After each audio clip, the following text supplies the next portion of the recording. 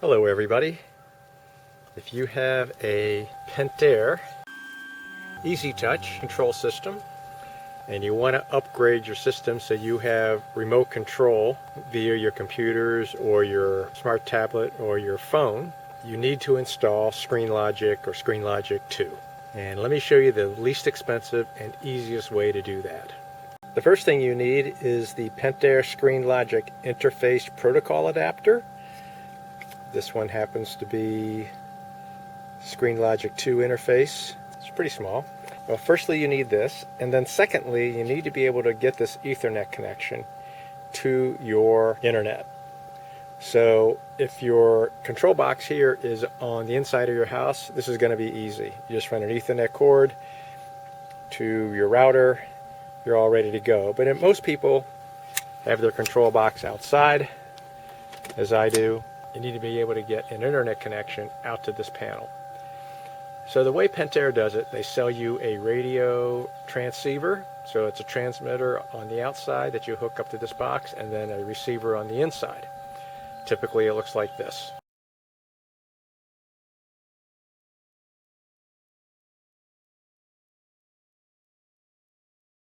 But there's a much simpler way to do it and much less costly way to do it, and I'm going to show you how I did it. I'm mounting the protocol adapter right here inside my Easy Touch control panel. And all I need to do then is to connect 4 wires off of this plug right here to either here, this terminal block, or in this terminal block back here. So either connect them to here, here, or over here on the right. So there are 3 connection points on this expansion board that I have. But you can connect it directly to here. You're allowed to put more than 1 wire into each of these termination slots. So those are the 4 connections you need to connect to the protocol adapter. And then you need somehow to get connected to the internet. What I'm going to use is a Netgear EAX12. You can typically buy these on eBay or even refurbished on Amazon for 20 to 30 bucks. This is overkill for what I need to do with the Pentair protocol adapter, but I'm going with something fairly modern that gives me additional Wi-Fi coverage and Wi-Fi expansion around my swimming pool. You can certainly get extenders that are in the $10 to $20 range. And all you're looking for is one that has an Ethernet port on it. I think that's an RJ45. Because you're going to want to connect this Ethernet port on the protocol adapter to here.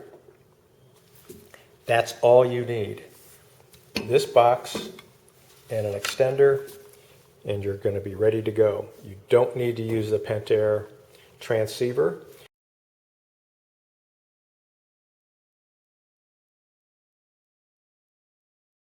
You can buy a protocol adapter on eBay for well under $300, but you got to be very careful. These things are prone to failure. A lot of failed units out there, so make sure that the seller is giving you a guarantee that it works, or explains to you that he's pulled it from his existing system, he's upgrading to a newer version, to the latest version. He pulled his control panel and he's updating to a new control panel which has the protocol adapter built in. Additionally, if you get it at a really low price, there is a guy on eBay who will repair these for about $115 each. So that's another alternative you have to avoid paying full retail price on a pretty expensive module. Again, my plan is to put this inside the Easy Touch control panel.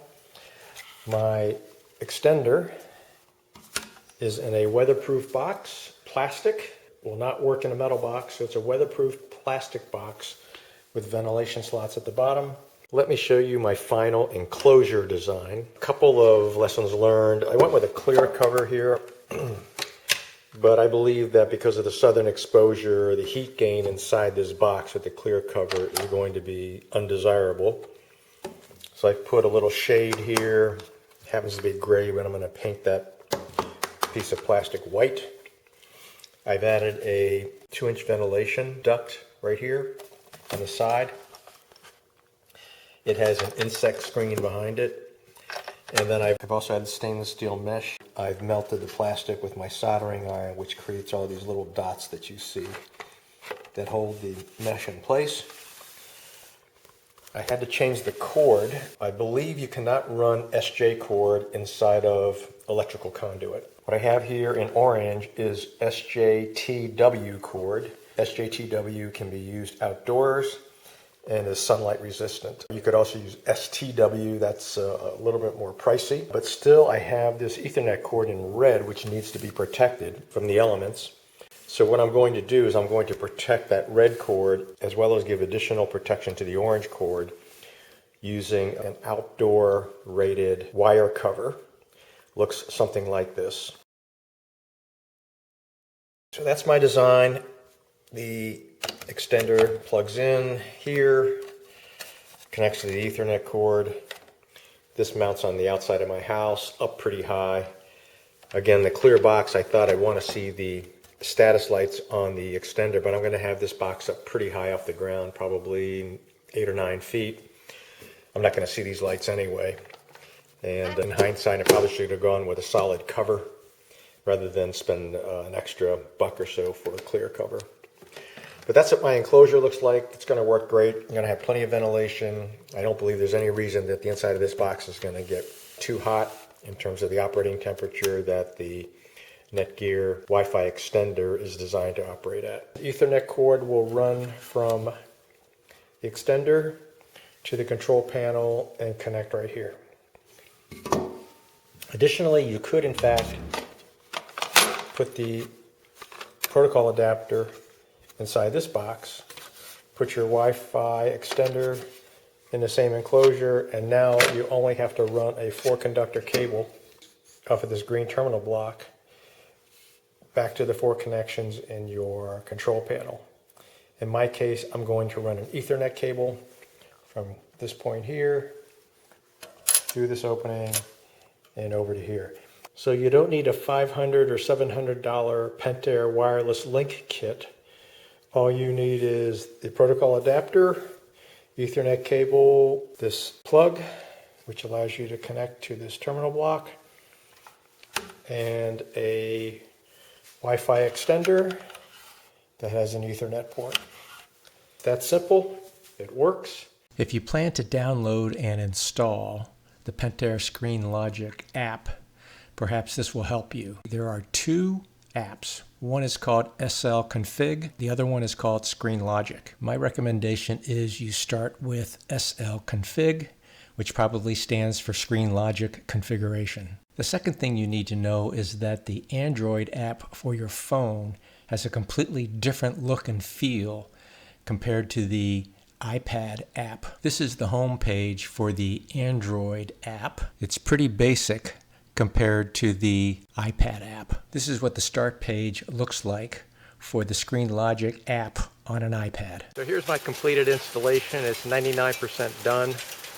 On the left I have my original Easy Touch system, which I'm still using, and then on the right is my Wi-Fi extender mounted in an outdoor enclosure. I still have wire guard to put over the orange and red cable, which I'll finish up tomorrow. But the system's working great, and I'm very happy with what it cost me to implement this. So if you found this video helpful or informative, please give me a like, thumbs up, and subscribe to my channel. Thanks for watching.